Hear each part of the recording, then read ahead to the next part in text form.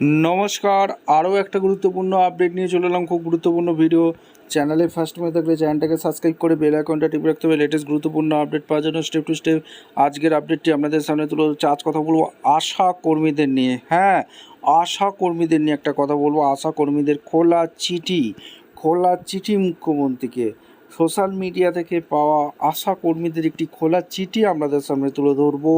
আজ কথা বলবো আশা কর্মীদের নিয়ে। আশা কর্মী লেটেস্ট খবরগুলো পাওয়ার জন্য অবশ্যই চ্যানেলটাকে সাবস্ক্রাইব করে বেল আইকনটা টিপে রাখতে হবে লেটেস্ট গুরুত্বপূর্ণ আপডেট পাওয়ার জন্য। চিঠিটি দেখুন কতটা কষ্টের, কতটা যন্ত্রণার। আজকের এই ভিডিওতে বিস্তারিতভাবে ব্যাখ্যা করব।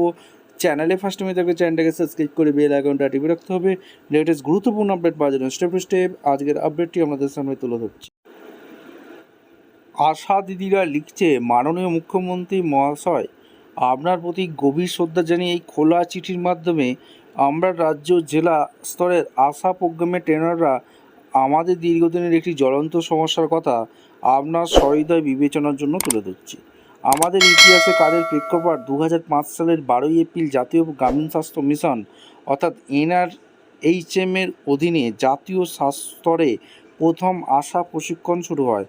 কেন্দ্রীয় স্বাস্থ্য পরিবার কল্যাণ মন্ত্রক, national health system research centre অর্থাৎ NHSRC, জাতীয় মেন্টরিং গ্রুপ এবং বিভিন্ন স্বেচ্ছাসেবী সংস্থার সংগৃহীত এলাকাভিত্তিক তথ্য ফিল্ড পর্যায়ে স্বাস্থ্যকর্মীদের দক্ষতার ওপর ভিত্তি করে এই কর্মসূচি গড়ে ওঠে। পশ্চিমবঙ্গে 2006 সালে আপনার স্বাস্থ্য ও পশ্চিমবঙ্গ কল্যাণ দপ্তর এই অনন্য আশা কর্মের সূচনা করেন।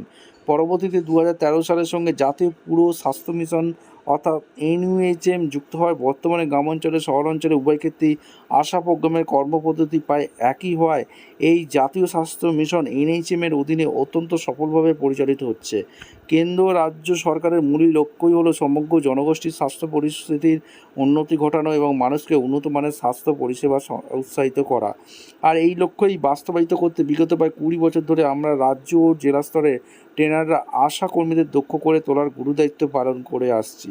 শুরুর দিকে 1 থেকে 5 মডিউল থেকে শুরু করে পরবর্তী সময়ে আশা ও HSW কর্মীদের ইন্ডাকশান ট্রেনিং, ষষ্ঠ সপ্তম মডিউল অর্থাৎ first second third fourth round refresher, NCDS, HBYC এবং এন্ডারওলি অ্যান্ড প্যালিয়েটিভ কেয়ার, ঠিক আছে, এর মতো অত্যন্ত গুরুত্বপূর্ণ জটিল প্রশিক্ষণগুলি আমরাই প্রথম থেকে সফলভাবে দিয়ে আসছি এবং ফিল্ড স্তরের প্রতিনিয়ত হাতে কলমে শিখিয়ে থাকি।